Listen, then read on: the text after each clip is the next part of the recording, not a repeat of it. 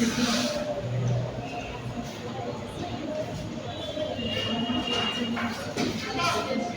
হয়েছে তো। শিক্ষার্থীরা, এখন আমরা আলোচনা করছি 11 ক্লাস নিয়ে, ছত্রাক নিয়ে। ক্লাসিফিকেশন দেখো, ফাইলাম ফাঞ্জাই, ডিভিশন বেসিডিও মাইকোটা, ক্লাস হচ্ছে বেসিডিও মাইসিটিস, অর্ডার অ্যাগারিকালিস, ফ্যামিলি অ্যাগারিকাসি, জেনাস হচ্ছে অ্যাগারিকাস, স্পিসিস হচ্ছে অ্যাগারিকাস বিস্পোরাস। এটা হচ্ছে বাংলাদেশে প্রাপ্ত একমাত্র প্রজাতি হচ্ছে অ্যাগারিকাস বিস্পোরাস, যেটা আমরা খড় বা গোবরের মধ্যে বিশেষ করে খড়ের মধ্যে পাই।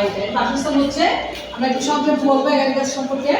এর বাসস্থানটা হচ্ছে ভেজা মাটি, গোবর, খড় এবং এর উপরে যে বৃদ্ধিপ্রাপ্ত হয় ছাতার মতো অংশ, এটাকে ছাতার মতো একটা অংশ বৃদ্ধিপ্রাপ্ত হয় বলে এটাকে ব্যাঙের ছাতা বলা হয়।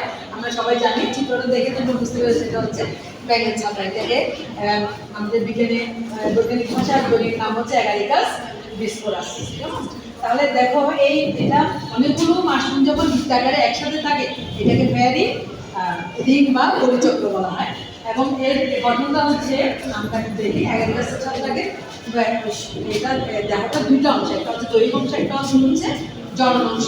চিত্রটা দেখতে বোঝা যায় এখানের মধ্যে কি আছে। দেখো, এখানে আছে অ্যানিমাস, এখানে হচ্ছে স্টাইপ, নিচের দিকে এগুলো হচ্ছে স্পোর। স্পোরের মাধ্যমে এটা কিন্তু বংশবৃদ্ধি করে। এটা হচ্ছে বেসিডিয়াম স্পোর, বেসিডিয়াম এটা। আর এটা হচ্ছে পাইলিয়াস, আর গিল। এখন গিল এবং পাইলিয়াস বলা হয়। দেখো, দৈহিক অংশের সাদা পশলা বিশিষ্ট মাইসেলিয়াম থাকে এবং হাইফেগুলো প্রাচীর বিশিষ্ট হয়। হাইফেগুলো সাদা বর্ণের, দানাদার প্রোটোপ্লাজম এবং একাধিক নিউক্লিয়াস যুক্ত হয়। জনন অংশকে আমরা বলি ফ্রুট বলি এবং গোড়ার দিকে কাণ্ডের অংশকে বলা হয় স্টাইপ। আর পাইলিয়ামের যে ঝুলন্ত পদার্থ অংশ থাকে এগুলোকে আমরা ঝুলন্ত পদার্থ অংশ, সেটাকে বলা হয় গিল।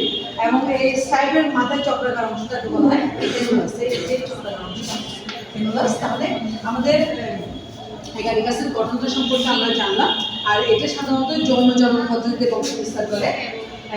এরা যৌন স্পোর উৎপাদনকারী অঙ্গটার নাম হচ্ছে বেসিডিয়াম, আর হচ্ছে স্পোরের নামটা হচ্ছে বেসিডিও স্পোর। এটার মধ্যে আলাদা করে দেওয়া আছে বেসিডিও স্পোর, একটা স্পোর মানে থেকে, আর এটা হচ্ছে বেসিডিয়াম।